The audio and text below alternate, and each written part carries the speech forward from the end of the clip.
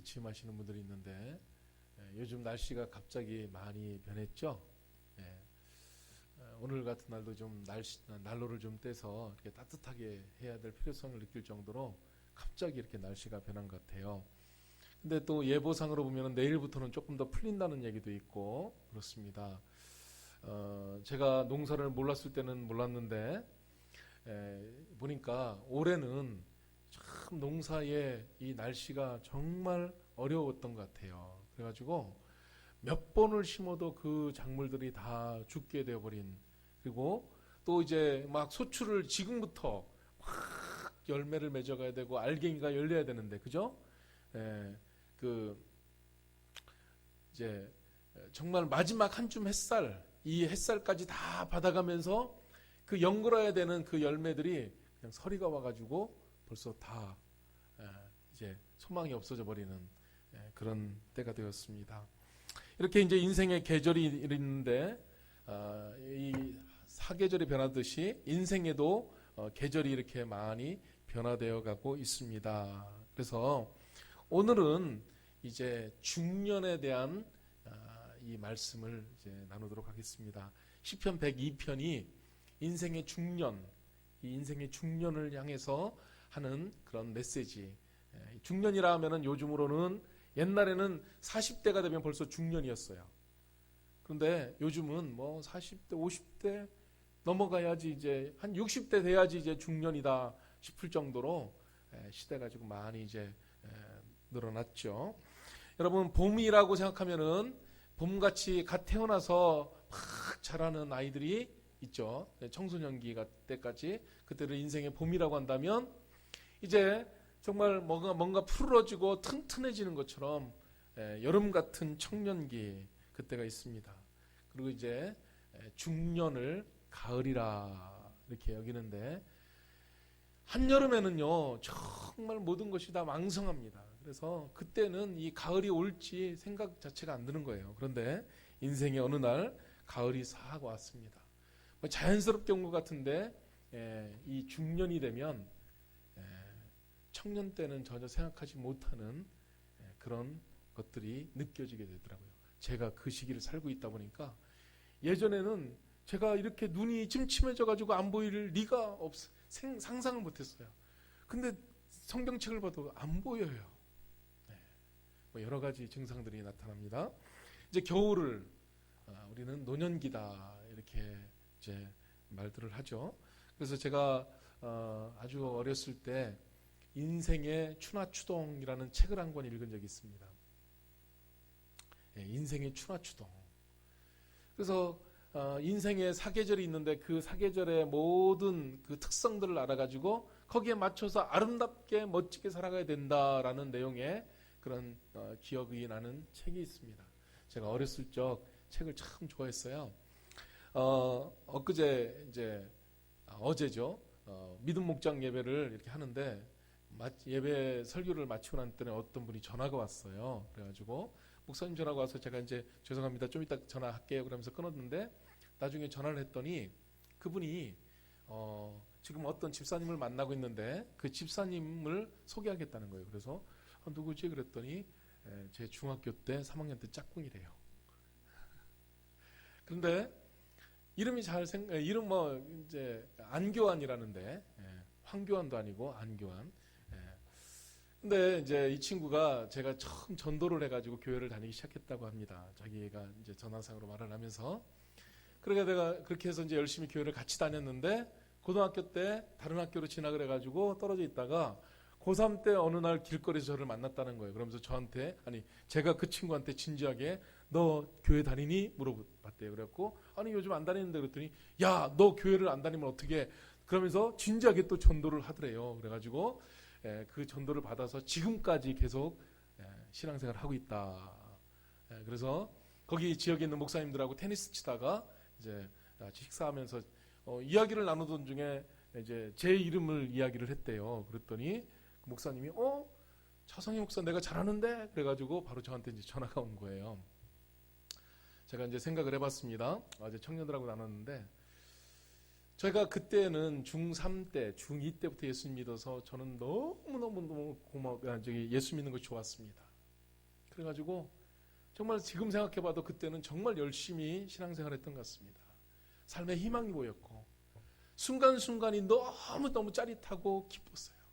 그전에는 내가 왜 살아야 되나, 내가 구박만 받고 참 불행한 거면 나는 이렇게 살다가 말아야 되는 건가, 뭐 이런 생각, 허무한 생각들이 많았었는데, 어린 나이였지만요. 그런데 주님이 저를 사랑해 주셨다는 거, 하나님이 저를 구원해 주셨다는 게 너무너무 고마워가지고 정말 그때는 새벽 기도도 안 빠진 것 같고 수요 예배도, 그리고 금요일마다 철야 기도 가고 그러면서 하나님 앞에 정말 열심히 만나는 사람마다 기도하고, 전도하고. 그래서 저희 교회가 학생회가 2명이었는데 제가 고2 때 학생회장 하면서 30명이 넘어가지고 막 그렇게 했던 기억이 납니다. 참 그렇게 열심히, 그렇게 열정적으로 계속 살았으면 참 좋았을 텐데 인생이라는 게 또 그렇지는 않잖아요. 굴곡이 다 있는 것 같습니다. 자, 인생에서 오늘 중년에 대해서 설교를 제가 할 건데, 그렇다고 우리 어린아이들 또 청소년기 있는 사람들은 이런 거를 안 들어도 되느냐? 그렇지 않아요. 특히 청소년들이 이런 설교를 더 들어야 됩니다. 왜 그러냐면 인생에 대한 안목이 생겨야 되는 거예요. 인생에 대한 안목이 생겨야지 나도 앞으로 중년기가 올 것이고 나도 앞으로 노년기가 올 것인데 나는 그때에는 어떻게 살아갈 것인가 하는 것에 대해서 생각하고 대비하게 된다는 것입니다. 그래서 그런 측면으로 들었으면 좋겠습니다. 그런데 인생 추나추동, 정말 어릴 때부터 노년기까지 항상 물어야 되는 질문이 있습니다. 아주 어렸을 때 응애하고 태어나가지고 초등학교를 지나고 할 때는 이 질문조차도 인식을 못해요. 그런데 노년기에도, 장년기에도, 중년기에도, 그리고 청소년기에도 꼭 물어야 되는 것이 3가지 질문이 있는데 뭐냐면요, 나는 어디서부터 왔는가? 내 근본, 나는 누구인가를 늘 질문해야 된다는 것입니다. 여기에 대한 대답이 희미해지면, 여기에 대한 확신이 없어지면 인생 자체가 늘 흔들려요. 여러분, 청소년기에 있는 아이들이요, 방황하고 헤매는 애들이 왜 그러냐면요, 나는 누구인가 여기에서 확고하게 자리를 잡지 못하기 때문에 그래요. 그러니까 집안에서 흔들리고 신앙의 기초가 없고 이런 아이들은요 항상 흔들릴 수밖에 없습니다. 사춘기를 대비한다면 중년기에는 사축이라고 하죠. 나는 누구인가가 아니라 나는 어떤 사람이었나? 나는 어떤 사람인가? 이제 중년기에도 그것을 물어봐야 된다는 것입니다. 거기에 대한 대답을 하지 않으면 인생이 허무해지는 것이죠. 노년기에는 더하다는 것입니다. 나는 누구인가? 이 대답에 대해서 스스로 생각을, 그리고 스스로 정리되지 않으면, 확신을 갖지 않으면 인생 전체가 다 무너지는 거죠. 값어치 없게 느껴지고 살아갈 이유를 찾지 못하게 되는 것입니다. 인생 중에서 또 질문해야 될 것이 뭐냐면 나는 무엇을 위하여 살고 있는가? 사명이라는 것입니다. 청소년기는 청소년기대로 사명이 있는 것이고 중년기는 중년기대로 사명이 있는 것이고 노년기에도 분명히 주님께 사명을 받아가는 것입니다. 그런데 사명을 잃어버리면, 나는 무엇을 위해 살아가야 될지 이것에 대해서 잃어버리면 인생 자체가 또 꺾여져 버리는 것입니다.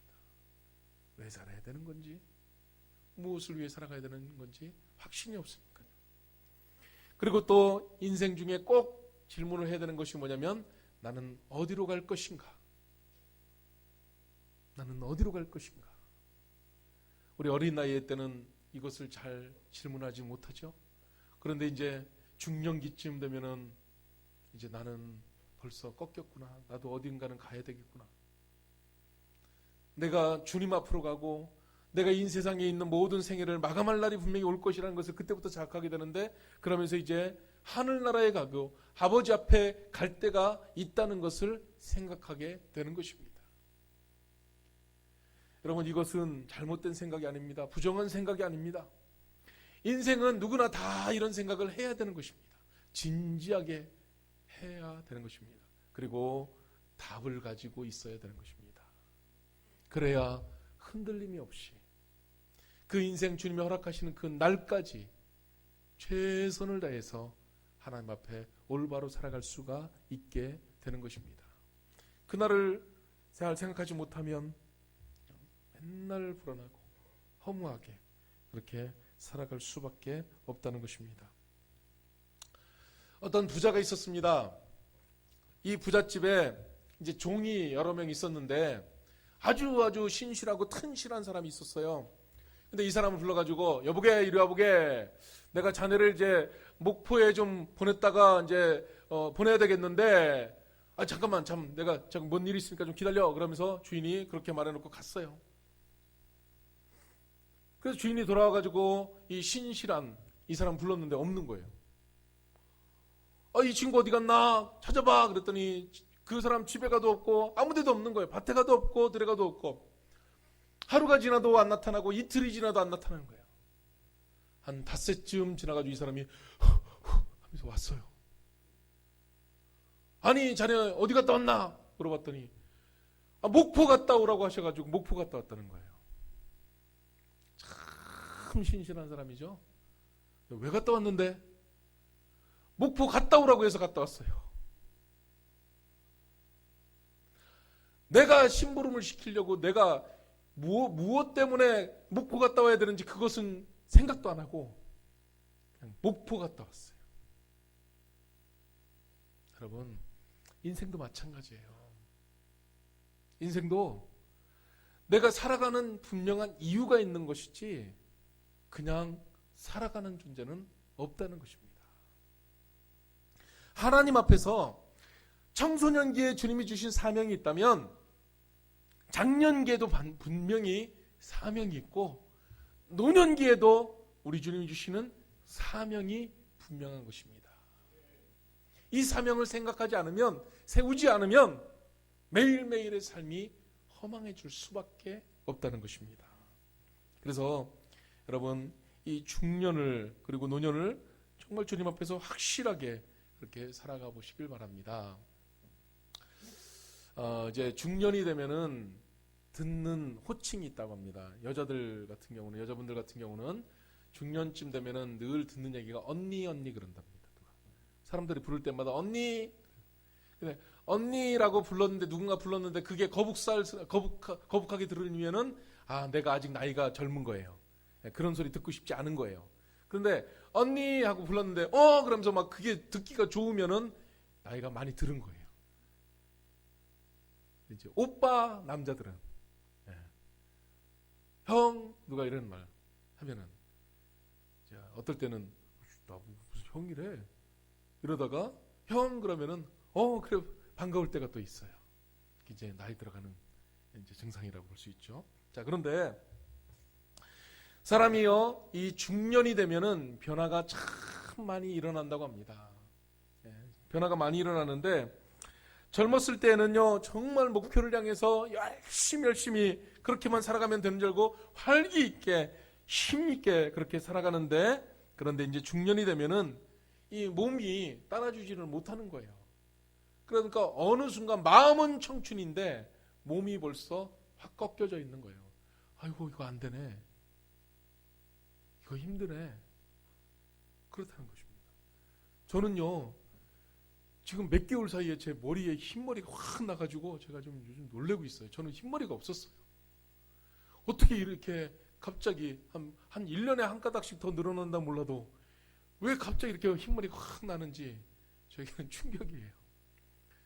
저는 제가 굉장히 젊은 줄 아는데요. 사람들을 만나면은요 벌써 저는요 이제 벌써 여러분 제가 50이 넘었으니까 중년이잖아요.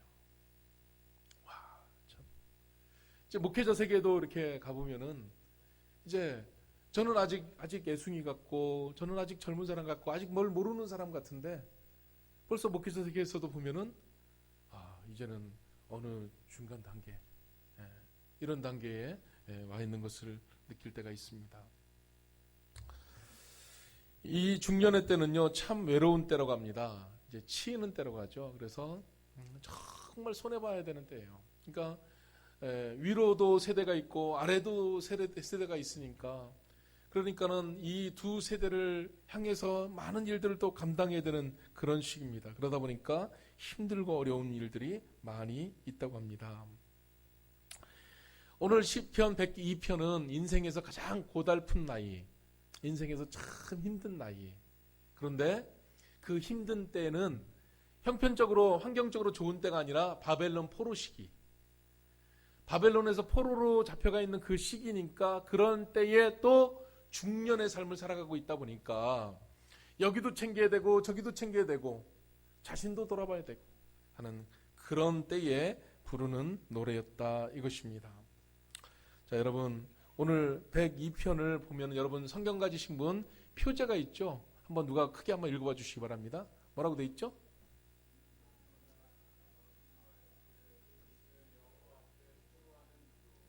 예, 보면은 딱 그것만 봐도 102편이 어떤 시인지를 알겠죠? 고난당하는 자가 고난을 당해도 마음이 건강해가지고 그 고난을 능히 이길 수 있으면 좋은 거예요. 그죠? 근데 고난이 왔는데 그때 마음이 벌써 상해 있어. 여러분 마음이 상해 있으면 환경이 아무리 좋아도 아무것도 아니에요. 그렇죠? 고난이 임했는데 마음이 상해 있어요. 그럴 때에 그 마음 속에서 그 입에서 뭐가 나오게 해서 토로라는 게 뭐죠? 다 드러내서 말한다는 거 아니에요. 세상 말로는 토한다는 거죠. 자, 고난당하는 사람이 마음이 상해가지고 그럴 때에 토로하는 내용이 바로 102편이라는 거예요. 그러니 이 102편의 시는 얼마나 마음 아프겠습니까? 얼마나 가슴 아프겠습니까?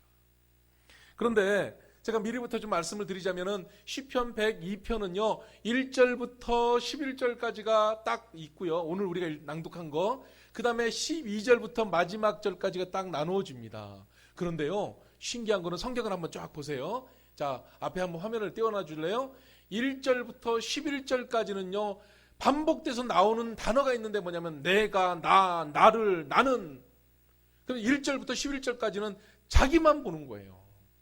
그리고 12절부터 마지막 절까지는 하나님 앞에 서는 겁니다. 그러니까 틀려요. 제가 늘 강조하잖아요. 내 인생을 나만 쳐다보면, 나만 바라보면, 나만 생각하면 늘 시험에 빠지고 어려워진다고요. 그렇죠? 근데 이게 그것을 정확하게 말해주고 있습니다. 자, 1절에 보면은 여호와여 내 기도를 들으시고 나의 부르짖음을 자기에게 집중해 있는 거예요. 2절에 나의 괴로운 날에 내게서 내가, 자 3절 내 날이 연기같이 소멸하면 내 뼈가, 자 4절 내가 음식 먹기도 잊었으므로 내 마음이 풀같이 시들고, 5절 나의 탄식 소리로 말미암아 나의 살이 뼈에 붙었나이다. 6절 나는 광야의 올빼미 같고 7절 내가 밤을 새우니. 8절 내 원수들이 종일 나를 비방하며 내게 대항하여.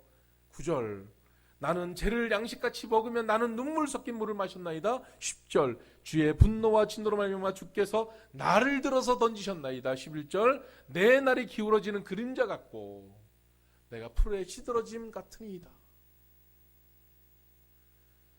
나를 바라보니까, 나를 생각하니까 억울하고 분해가지고 죽겠는 거예요. 여러분 신앙은 또 인생은 이게 법칙이에요. 내 중심이 되어 살다 보면은요 시험 들 수밖에 없어요. 내 중심이 되면은요 여유가 없어요. 쌩하고 자기만 살피는 사람, 자기 입장만 고수하는 사람, 얄밉게 자기만 생각하는 사람, 늘 자기중심적이죠. 자기밖엔 다른 사람 안 보이죠. 이런 사람은 늘 마음에 시험이 있습니다. 늘 낙심이 있습니다. 이걸 뭐라고 하냐면 우울증이라고 그래요. 우울증. 그래서 신앙이 병들 때, 저는 정태기 목사님이 지은 신앙이 병들 때라는 책이 있습니다. 이 정태기 목사님이 지은, 모르시나요? 그분이 누군지? 욕도 잘하시고 전라도의 그 전사님 누구라고 그랬죠? 여자 전사님 문중경 전사님이 가르친 제자 중에 하나. 그래서 나온 거대한 그 임상심리학, 그러니까 상담가 정태기 목사님. 그 정태기 목사님이 쓴 책이 있어요. 아주 오래전에 쓴 책인데 신앙이 병들 때, 신앙도 병이 드는구나. 저는 처음에는요 신앙이 왜 병들어 그랬는데, 그러니까 신앙이 병들어요. 우울증이죠. 신앙에도 우울증이 있어요. 우울증 걸린 사람들의 대부분의 증상이 바로 자기를 바라보기 때문에 그렇습니다. 이타적인 삶이 아니라 이기적인 삶이 되는 거죠. 자기를 바라보는 자기중심적인 삶이 되는 거죠. 그러니까 자기가 한없이 불쌍한 거예요. 여러분, 가장 불행해지시려면 자기를 많이 바라보시길 바랍니다. 가장 불행한 인생이 되려면 자기만 쳐다보시길 바랍니다. 그런데 이런 인생 중에서 우리는 벗어나야 되는 거예요. 이것을 한번 조금 살펴보겠습니다. 1절 한번 볼까요? 1절에 보니까 여호와여 내 기도를 들으시고 나의 부르짖음을 주께 상달하게 하소서. 자, 기도는 하기는 해요. 여러분, 기도하는 게 정말 중요해요. 이 시편 102편은 기도의 시거든요. 그런데 기도하는 거 참 중요합니다. 근데 기도하지 않으면 문제가 해결되지 않아요. 그런데 처음 기도하러 나오면은 이런 모습일 수밖에 없어요. 내 기도를 들으시고. 항상 우리는요, 내 기도할 수밖에 없어요. 내 모습밖에 안 보이니까. 나의 부르짖음을 주께 상달하게 하소서. 2절에 나의 괴로운 날에 주의 얼굴을 내게서 숨기지 마소서. 예. 나는 지금 괴로워 죽겠는데 왜 하나님 얼굴도 숨겨요? 그러니까 하나님이 나를 외면한다는 거죠. 하나님 나를 주목해보지 않는, 하나님 나를 안 돌보신다는 생각이 있는 거예요. 참, 이럴 때 얼마나 속이 상합니까? 우리가 이렇게 같이 살다가도요, 누가 나를 반갑게 안 보고 그냥 쌩하고 얼굴만 확 틀어갖고 가도요, 그때부터 기분 나빠지기 시작하는데, 하나님께서 나는 지금 속상해 갖고 있는데 왜 나 쳐다보지도 않고 나를 돌아보지도 않으시는지, 이런 심정, 이게 우울함이죠. 그냥 깊이 그냥 디프레스 막 푹 빠져 있는 거죠. 3절 내 날이 연기같이 소멸하며 내 뼈가 숯같이 탔음이니이다. 막 열받아가지고요, 뼈가 열받았어. 열이 너무 높아가지고 탔어. 그래서 뼈가 숯이야. 뼈가 숯이 됐으면은 마음은 어떻게 됐어요? 다 타버렸지. 그죠? 내 인생 자체가 연기처럼 날아간 것 같아요. 아무것도 아닌 것 같아요. 그래서 여러분들은 이런 거 느낀 적 없으신가요? 정말 저는요, 제가 예수님 만나기 전에는 어린 때였지만은 정말 허무했어요. 근데요, 예수님 믿고 난 이후에도 이럴 때가 있더라고요. 우울할 때가 있어요. 우울이 찾아올 때가 있어요. 나 불쌍하다. 성희야, 너 정말 불쌍하구나. 너를 알아봐 주지도 않고 누가 너를 돌봐주지도 않고, 이런 생각이 들 때, 여러분들도 그런 때 있잖아요. 여러분들은 한다고 열심히 했는데 그것에 대해서 누군가가 안 알아줘요. 누가 돌봐주지도 않아요. 인정해 주지도 않아요. 그러니까 속이 상하는 거죠. 내가 연기처럼 사라지는 것 같고 내 뼈가 숯같이 탔다. 4절에 내가 음식 먹기도 잊었으므로 내 마음이 풀같이 시들고 말라버렸사오며. 저 같은 사람은 음식 먹는 걸 잊어버린다는 건 상상도 못한. 아무리 우울해도 밥 갖다 주면 잘 먹어요.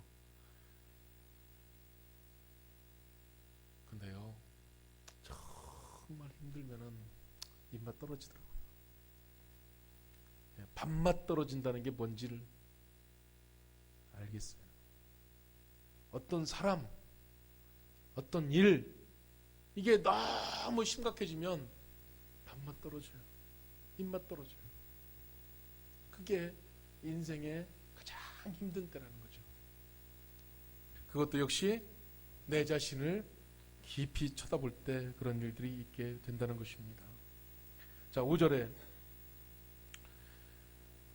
나의 탄식 소리로 말미암아 나의 살이 뼈에 붙었나이다. 삐쩍 말라가지고. 6절 나는 광야의 올빼미 같고 황폐한 곳에 부엉이 같이 되어 싸우며. 그랬습니다.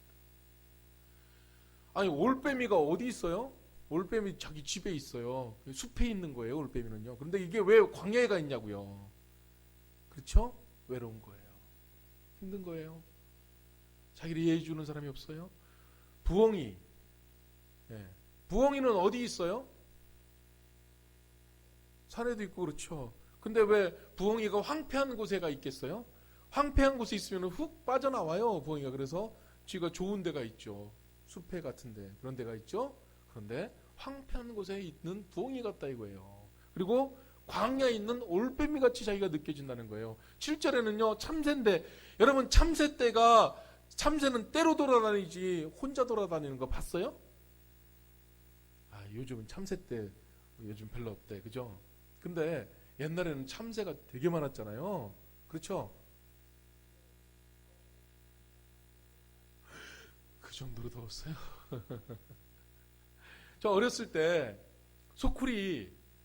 소쿠리에다가 작대기 요만한 거 이렇게 딱 놓고, 그죠? 거기다가 벼알 몇 개 그 속에다 놓고 그 작대기를 끈으로 묶어서 문 앞에서 탁 숨어서 기다리고 있어요. 그죠? 그러면 참새들이 때로 왔다가 그거 먹으려고 그 소쿠리 안으로 쏙 들어가면 팍 당기면은 그럼 그 안에 참새 몇 마리 잡혀요. 그죠?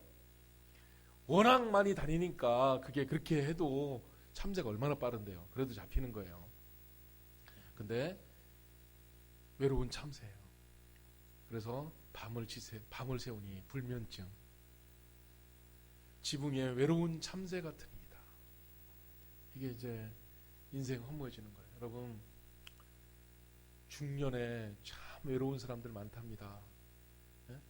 그래서 중년에 사람들이 많이 죽어요. 근데 남자들은 여자들보다 3배는 더 죽는데요. 그게 남자들이 더 조심을 해야 되는 것 같아요. 8절. 내 원수들이 종일 나를 비방하며 내게 대항하여 미칠 듯이 날뛰는 자들이 나를 가리켜 맹세하나이다.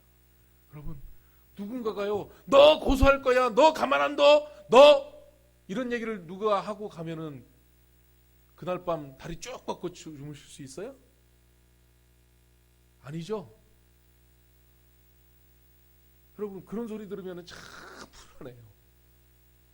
참 불안해요. 사실은 저한테 요즘 그런 사람이 하나 있어요. 그런 사람이 임원을 했는데 조금 자기가 섭섭한 일을 당했다고 새벽 몇 시에 문자를 보내고 막 그래요. 아이, 그 사람이 있어요. 무시해도 되는 사람인데, 아유, 그래도 기분 나빠요. 9절. 나는 죄를 양식같이 먹으면 나는 눈물을 섞인 물을 마셨나이다 하면서 이렇게 11절까지 이렇게 되어 있는 것을 볼 수가 있습니다. 여러분 스스로 고립되고 여러분 스스로 외로우면 이렇게 우울한 신앙생활, 병든 신앙생활을 할 수밖에 없습니다. 아멘. 그래서 힘들어도 교회에 와야 되는 것이고 예배에 참석해야 되는 거고 하나님께 와서 기도해야 되는 겁니다. 기도해야 살아납니다. 어떤 사람은 나 혼자 그냥 다 하면 돼. 절대로 안 돼요. 집에서 인터넷으로 예배하고 집에서 텔레비전으로 뭐하고 헌금 보내고 나 혼자 신앙생활을, 그렇게 되는 사람, 신앙생활 제대로 하는 사람 내가 본 적이 없어요.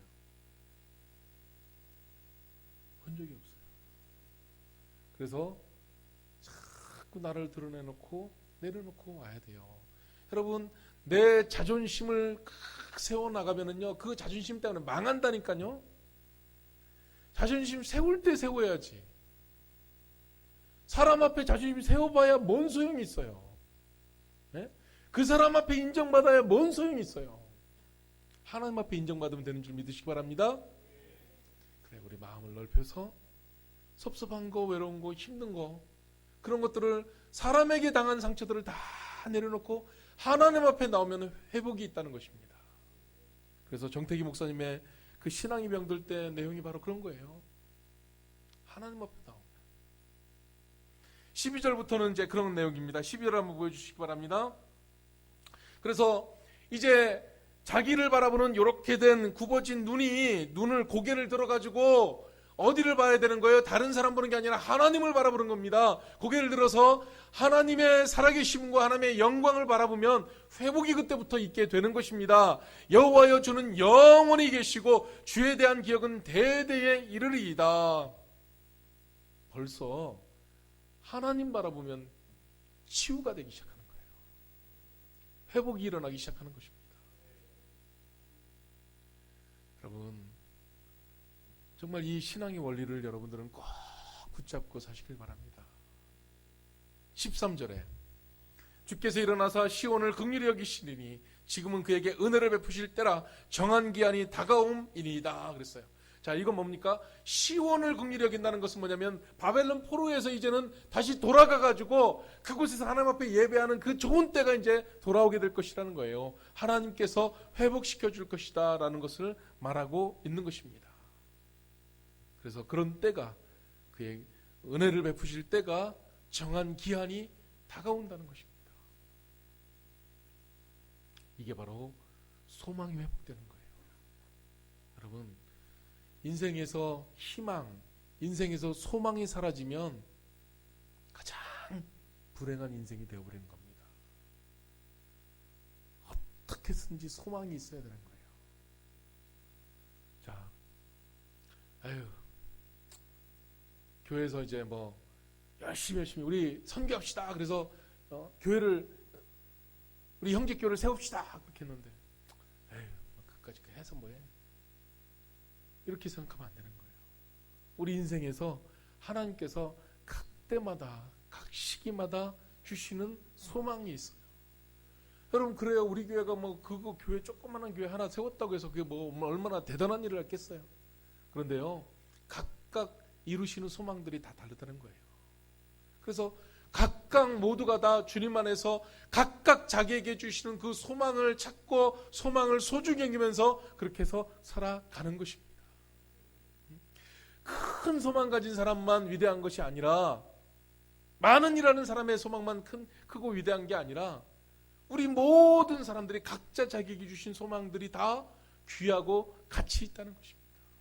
그것을 주님 앞에서 발견해 나가야 되는 것입니다. 여러분, 하나님을 바라보게 되면은요, 언어가 변하기 시작합니다. 그래서 예전에는 우울한 단어밖에, 정말 침울한 단어밖에 나타나지 않았는데, 이제는 여기에 보니까 막 일어난다라는 말이 나오고, 영광을 바라본다라는 말이 나오고, 네? 자, 14절에 주의 종들이 시온의 돌들을 즐거워하며 그의 티끌도 은혜를 받나이다. 반복되는 단어가 은혜라는 단어예요. 여러분, 인생에서 가장 복된 단어, 정말 어떻게 할 수 없는 가장 값진 단어가 은혜라는, 그레이스라는 단어이고요. 자, 여기에 보니까 하나님 바라보니까 즐거워한다는 단어도 나오네요. 하나님 바라보면 즐거움이 회복되는 것입니다. 나 쳐다보면은 즐겁지 않아요. 하나님을 바라보면 즐거움이 회복되는 은혜가 있음을 믿으시기 바랍니다. 15절에 이에 문 나라가 여호와의 이름을 경외하고 하며 이 땅의 모든 왕들이 주의 영광을 경외하리니. 자, 여러분, 이 말씀을 그냥 평범하게 읽지 마시고, 지금 이 시편을 쓰고 있는 사람이 지금 바벨론 포로 시기에 있단 말이에요. 쉽게 말하면 우리나라 일제 강점기에 있었던 시대란 말이에요. 그러니까 다른 나라 사람들이 와가지고 지금 압제하고 억눌려서 지금 살아가고 있는 그때에 문 나라가 여호와 이름을 경외하며 이 땅의 모든 왕들이 주의 영광을 경외하리니라는 이런 눈이 열리겠냐고요. 안 열린단 말이에요. 자기를 바라보면. 그런데 하나님을 바라보면 하나님께서 모든 것을 다 이룰 걸 믿는 거예요. 지금은 가장 불행한 포로기를 살고 있지만, 그렇지만 이게 전부가 아니라 하나님께서는 이제 이런 시기를 지나서 회복시켜가지고 온 세계, 전 세계가 정말 하나님 앞에 영 돌리고 경외하며 주의 영광이 드러나는 그때가 있을 것이다. 소망을 갖는 것입니다. 이 믿음 가지고 살아가야 되는 거예요. 이게 건강한 것이라는 거예요. 우울증에서 나와가지고 건강한 사람의 사고방식, 건강한 신앙생활이 되는 것입니다. 그렇지 않으면 삐딱해요. 그 삐딱한 사람은 억울함을 풀지 않는 사람이라고 그랬어요. 자기 마음에 누구한테 상처받은 것을요 꽉 가지고 있어가지고 이거를 강화하고. 여러분, 제가 말하는 게 제가 심리학 공부를 많이 했어요. 그래도 근데 그런 사람의 특징 중에 하나 뭐냐면요, 누구한테 한번 상처를 받으면, 누구한테 억울한 일을 당하면은요, 그걸 갖다가 딱 갖고 풀지를 않는 거예요. 그래서 강화시켜요. 이거를 소중한 보물처럼 막 보듬고 있는 거예요. 그래갖고 막 조금만 뭔 일이 있으면 즐겁다가도 거기 가서 집에 들어가서 그거 꺼내가지고 아이고 억울해, 또 자기가 그걸 끄집어갖고 그거 보고 있는 거예요. 이것만 생각하는 거예요. 그러니까 맨날 억울한 사람 되죠. 주님 바라봐야 돼요. 아멘. 우리 속에 있는 이런 것들은 다 주님으로 인해서 해결받아야 되는 거예요. 다 주님 때문에 해결받아야 돼요. 그렇지 않으면 늘 그런 인생을 살 수밖에 없습니다. 16절, 여호와께서 시온을 건설하시고 그의 영광 중에 나타나셨습니다. 자, 이런 말씀을 지금 계속해서 하고 있는 거예요. 19절 한번 볼까요? 제가 건너뛰어서, 여호와께서 그의 높은 성소에서 굽어보시며 하늘에서 땅을 살펴보셨으니, 20절, 이는 갇힌 자의 탄식을 들으시며 죽이기로 정한 자를 해방하사, 21절, 여호와의 이름을 시온에서 그 영예를 예루살렘에 선포하게 하려 하심이라 그랬어요. 자, 20절 한번 보세요. 여러분, 제가 설명하고 있는 사람에게 딱 맞는 사람이 누가 있냐면 요나예요. 요나가요, 자기를 생각했거든요. 자기 입장이 있었거든요. 어이씨, 하나님 왜 적군한테 가서 나한테 복음 전하라고 해요? 내 입장도 있잖아요. 그리고 내가 생각하는 게 있잖아요. 거기는 회개하면 안 돼요. 거기는 확 멸망해야 돼요. 하나님, 제 생각엔 그래요. 근데 하나님께서 거기에 가서 복음 전하라고 했잖아요. 그렇죠? 그러니까 자기 생각으로는요, 꽁 해가지고 늘 우울해 있는 거예요. 침울해 있는 거예요. 근데 그의 생각이 열려가지고 나중에 하나님의 뜻을 바라보고 하나님의 뜻이 그 사람 속에 들어오게 되니까, 그러니까는 하나님의 역사를 기뻐하게 되는 거죠. 네? 여러분, 요나는 자신이 거짓말쟁이가 됐다고 하나님 앞에 불평을 합니다. 원망을 합니다. 근데요, 여러분, 우리는 요나같이 살아서는 안 되는 거예요. 여러분, 입장 정말 중요한데, 사실은 신앙이라는 것은 나를 포기하고 주님을 받아들이는 것입니다. 내 속에 있는 내 것을 이제 주님으로 대체하는 것. 주님, 그렇습니다. 주님 뜻이 더 맞습니다. 주님 뜻이 더 옳습니다. 이게 바로 믿음이고 신앙인 거예요. 근데 그렇지 않으면 요나처럼 내 뜻 안에, 내 생각 안에 콱 갇혀갖고 우울한 삶을 살 수밖에 없다는 거예요. 그래서 23절에 그가 내 힘을 중도에 쇠약하게 하시며 내 날을 짧게 하셨도다. 24절, 나의 말이 나의 하나님이여 나의 중년에 나를 데려가지 마옵소서. 주의 연대는 대대에 무궁하리이다. 이 말은 뭐냐면, 이제 하나님 앞에 시야를 돌이켜서 보니까는 내가 이 세상에서 해야 될 일이 아직 많이 남아있는 거예요. 지금 주님 앞에 업적을 쌓고 많은 일들을 이루려고 젊었을 때 있었던 야망, 이게 아니고 하나님 앞에 나를 세워야 되는 거예요.